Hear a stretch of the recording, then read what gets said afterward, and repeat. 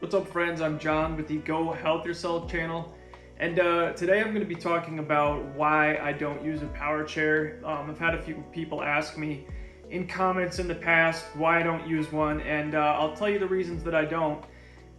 There's pros and cons to everything, and this, of course, is just my opinion. If you feel like you need a power chair, more power to you. No pun intended, but this is why I use a manual chair and not a power chair. And maybe if you're thinking about converting over to a manual chair, these reasons can maybe convince you, but I'm not trying to convince you if you don't want to, of course. But okay, so I'm gonna be honest, I simply do not like the way that they look. They are bulky, they take up more space, and I think they are just unattractive. And of course, that's my opinion. I really like the sleekness, if that's even a word, of the manual chairs. I like that they're small, they're unobstructive, and things like that. So now I'll give you some more reasons why I think that a manual chair is better. Now, a power chair, you've got a limited amount of range. So when your battery dies, you are stuck. With a manual chair, that's not the case. And of course, you can get power add-ons with a manual chair. But if your battery runs out with a manual chair, of course you can push if that happens. Power chairs are very inconvenient for travel. You cannot take them on an airplane, they're way too heavy. I think like the average weight of a power chair is about 300 pounds, and then the average weight of a manual chair is between like 18 and 23 pounds, so there is a big difference there. So I think it's especially for travel, even in cars, you can fold up a manual chair, throw it in the trunk.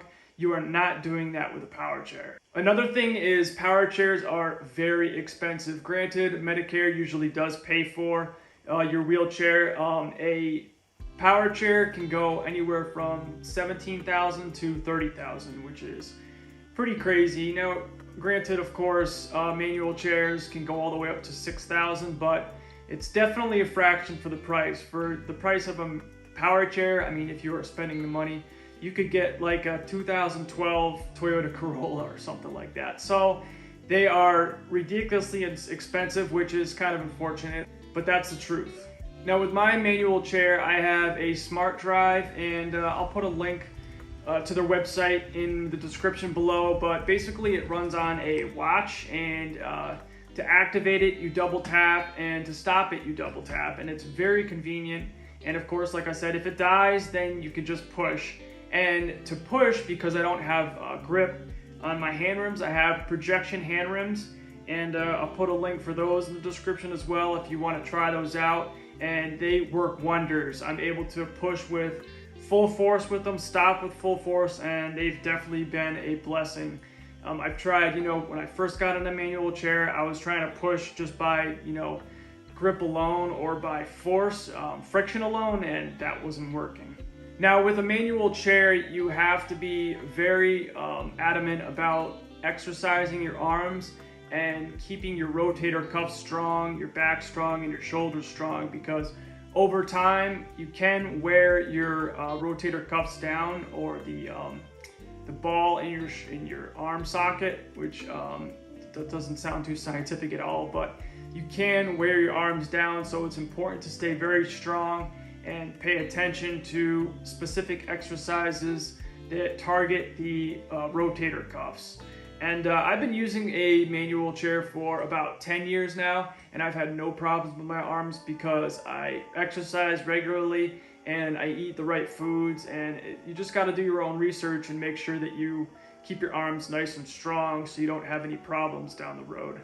That's another thing with manual chairs. You are constantly getting exercise, and they actually, with the power assist, it saves your arms too. If you're trying to go up hills or you want to take a break, the power assist is definitely beneficial. You can also get power assists that go in the actual wheel hub, and I don't know the name of them off the top of my head. I think the company ALBER, I think they make them. But I'll do a little research and put a link for the companies that make the hub power assist as well, so those can help you if you also decide to get in a manual chair. It took me, a long time to even, get the balance to be able to sit in the manual chair, because, it's a different position than a power chair, and it definitely requires more balance with a manual chair. And that's the thing with a manual chair, you seem to move a lot more. With power chair, just using a joystick, I just didn't like it. That's just me, but I just did not like, just touching a joystick to move around. I just think it just didn't work for me. So yeah, if you're looking to get a manual chair, I definitely recommend it. And if you have any questions for me, leave them in the comments below. And yeah, that's why I don't use a power chair. So thank you for watching. Big thank you to all my subscribers. I always appreciate the subscription, and I appreciate you watching. If you're new to the channel, consider subscribing. And as always, stay strong, stay active, stay creative, and go health yourself, friends. Over and out.